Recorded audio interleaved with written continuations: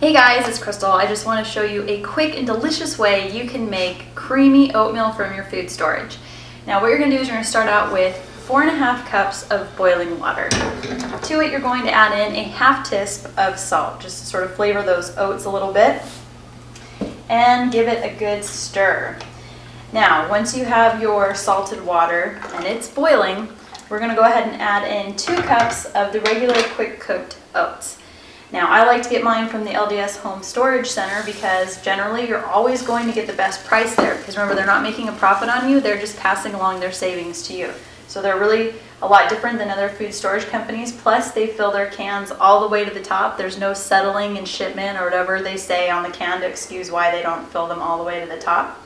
So you're always going to get the best price. You don't have to be LDS to shop there, and you don't even have to go to the cannery anymore and can. You can actually order it online.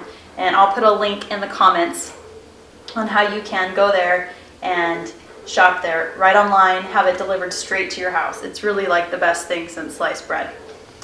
Okay, so you're going to give these oats a good stir, and they're going to cook for about 5 minutes on the stovetop. Now obviously this is the best way to do it in bulk, and you can actually also simplify this recipe down into smaller amounts and do it in your microwave if you want, or you can also get my recipe for how to make your own instant homemade oatmeal packets, which is basically this recipe just done in ways that sort of like the Quaker packets that you buy from the store that your kids can do single serving in the microwave for.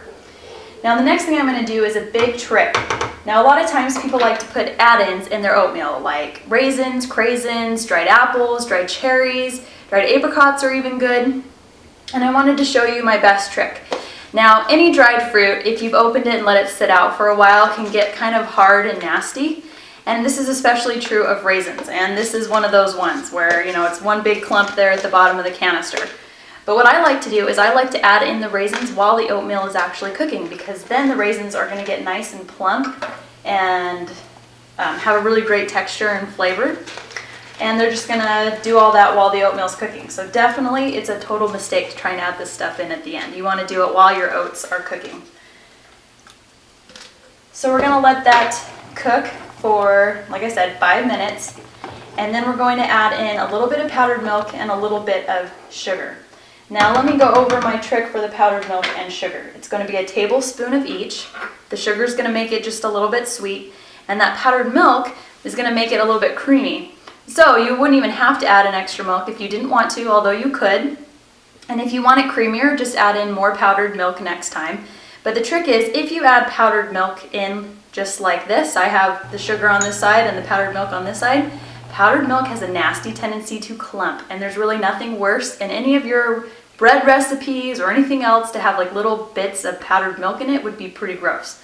So here's the trick you want to try and do in any of your recipes that you're using powdered milk in. Is you want to try and mix it with another powder.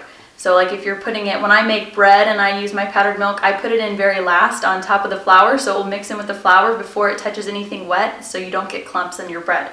Now for this, because I'm going to put in sugar and powdered milk, I'm going to mix together the sugar and the powdered milk before I add it into the oatmeal. And that way, it'll make it so the powdered milk doesn't clump in your oatmeal, but instead just makes it a really creamy, lightly sweet oatmeal.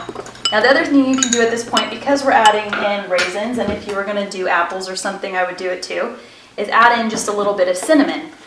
Now I would add the cinnamon at the same time, just a little bit in with our sugar and our powdered milk, and that will make a really great cinnamon flavor to our oatmeal. Now really, oatmeal has so many benefits. It's really cheap, you know, it keeps you full all day, not like a lot of those store-bought cereals. Plus it costs a fraction of the price. In fact, it costs about half of what a bowl of Cheerios would cost, and has the same nutrition and things. So you'd have to, because Cheerios is made and they're puffed that up into little O's, even though it's an oat cereal, because it has all that air puffed in it, you'd have to eat twice the amount of Cheerios to get the same benefits as from a bowl of oatmeal. So it'd end up costing you twice as much to eat Cheerios instead of having the oatmeal. Plus it's going to keep you fuller longer.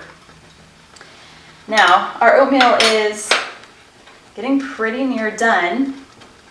So I'm just going to give it a quick little stir here. And then I'm going to go ahead and add in our powdered milk, our sugar, and our cinnamon as the final touch to our oatmeal. So I'm just going to sprinkle this on top. and just keep stirring.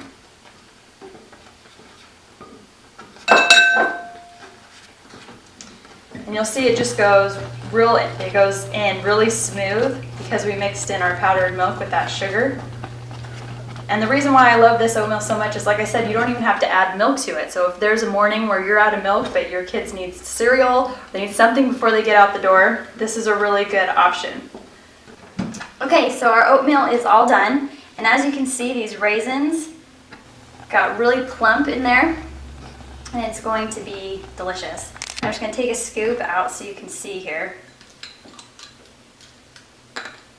Oh, it's so good. I wish you could smell the cinnamon and everything in it. It's really so good. And now you have a great and easy way to be able to make oatmeal for your family, a way that they'll love, and you're also going to use your food storage.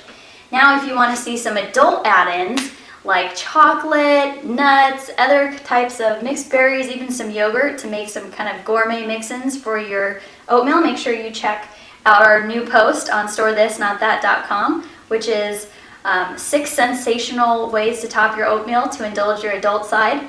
And make sure you keep following us, subscribe below for more tips and tricks on how to use your food storage every day at storethisnotthat.com.